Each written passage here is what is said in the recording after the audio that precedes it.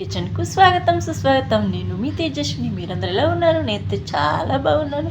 ఈరోజైతే నేను గుత్తి వంకాయ మనము ఒకటే తీరు స్టఫ్ కాకుండా వేరే వేరే పెట్టుకోవచ్చు. నేనైతే ఇవాళ మంచి మసాలా అంటే ఉల్లిగడ్డతో మంచిగా చేస్తున్నాను. మీకు బాగా నచ్చుతుందని అనుకుంటున్నాను. మరి ఇంకెందుకు ఆలస్యం, సబ్స్క్రైబ్ చేసుకోండి. మరి గుత్తి వంకాయ కర్రీ ఎలా చేయాలో గుత్తి వంకాయ కోసం 3 వంకాయలు అయితే తీసుకున్నాను. 3 వంకాయలకైతే ఇప్పుడు చాట్తోని ఘాట్లు పెట్టుకుందాం. ఇలా ఘాట్లు అయితే పెట్టుకొని ఇప్పుడు వీటిని ఉప్పు నీళ్ళలో వేసుకుందాము. వాటర్ పోసి అందులో ఉప్పు వేయాలి. ఇలా పోసుకొని ఇలా ఉప్పు నీళ్ళలో వేసుకుందాం. ఇప్పుడు మసాలా రెడీ చేసుకుందాం. ఇప్పుడు వంకాయలో పెట్టడానికైతే నేను స్టఫ్ రెడీ చేస్తున్నాను. ఇది ఏంటంటే ఉల్లిపాయలను ఇలా కట్ చేసుకొని పెట్టుకోవాలి. ఇందులో ఒక 5-6 ఎల్లిపాయలు వేసుకోవాలి. ఎల్లిపాయలు వేసుకున్న తర్వాత ఇందులో టీ స్పూన్ కారం వేసుకోవాలి. తర్వాత జీలకర్ర వేసుకోవాలి. జీలకర్ర 1/2 టీ స్పూన్ వేసుకోవాలి. తర్వాత వీటన్నిటికీ సరిపడా సాల్ట్ అయితే వేసుకుందాము. సాల్ట్ వేసుకోవాలి. తర్వాత ఇందులో మీకు అల్లం కావాలనుకుంటే అల్లం ముక్కలు కూడా చించుకొని వేసుకోవచ్చు, చాలా బాగుంటుంది. ఇప్పుడు ఇందులోనైతే లైట్గా పసుపు వేస్తున్నాను. పసుపు వేసుకోవాలి. పసుపు వేసుకొని దీన్ని మంచిగా మెత్తగా మిక్సీ పట్టేసుకుందాం. ఇప్పుడు ఈ స్టఫ్ అయితే రెడీ అయిపోయింది, చూస్తున్నారు కదా.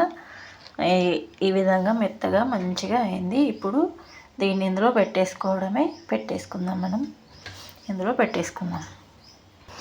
ఎంత మంచిగా పెట్టానో కదా, చాలా సూపర్. ఇంకా మిగిలిపోయింది, మిగిలిన దాన్ని కూడా ఏం చేయాలో చూద్దాము. వంకాయలు అయితే బాగా రెడీ అయిపోయాయి. మంచి టేస్ట్గా ఉంటుంది మసాలాలతోని. ఉల్లిగడ్డ ఫ్లేవర్ అనేది చాలా బాగుంటుంది. మనం ఇలా ఉల్లిపాయ పచ్చడి కూడా చేసుకుంటాము కదా, అదేవిధంగా దీన్ని వంకాయల్లో పెడితే సరిపోతుంది. ఇప్పుడైతే నేను ఆయిల్ పెట్టుకున్నాను.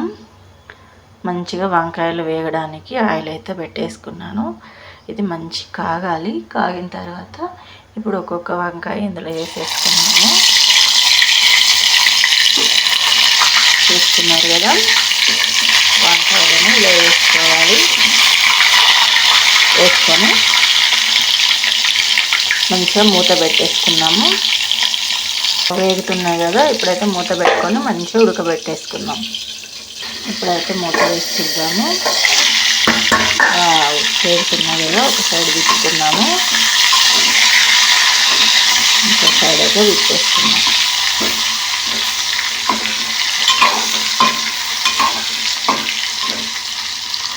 చూస్తున్నారా మన వంకాయలు ఎంత మంచిగా గాలుతున్నాయో.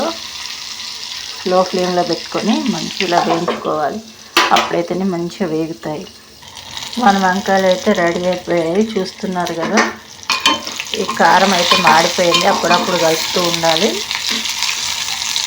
ఇప్పుడు మనం ఇందులోనైతే ఈ కారపొడిని కూడా వేసుకొని కలుపుకోవచ్చు, చాలా బాగుంటుంది. చూస్తున్నారు కదా, ఇంతేనండి మన కారం, ఎల్లిపాయలు, ఉల్లిగడ్డలతో మనం వంకాయ కర్రీ రెడీ అయిపోయింది. మీకు కనుక ఈ వంట కనుక నచ్చినట్లయితే లైక్ చేయండి, షేర్ చేయండి, సబ్స్క్రైబ్ చేసుకోండి. Please subscribe.